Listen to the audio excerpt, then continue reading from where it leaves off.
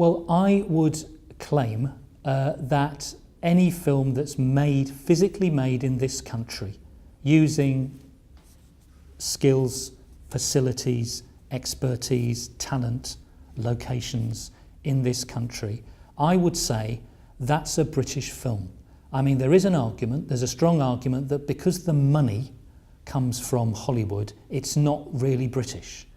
And I guess I'd have two answers to that. I mean, without sort of getting all Marxist on you, money has no nationality.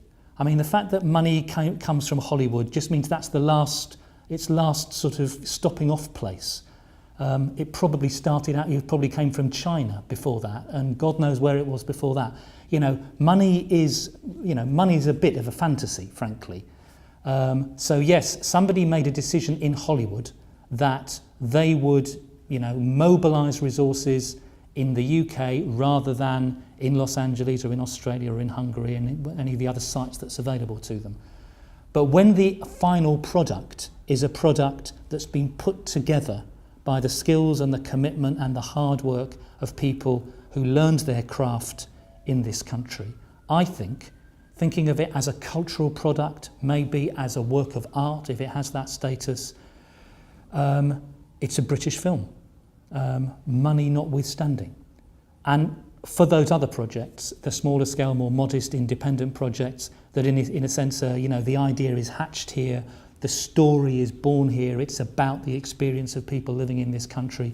It's a film that's made primarily for audiences in this country. I mean, in a sense, they're British, UK, or maybe Welsh, Scottish, Midlands films through and through. So I would claim national status for the lot. Okay. If we were to take that as a sort of absolute template for what constitutes a film, would that mean that a film like Slumdog Millionaire is a Bollywood film?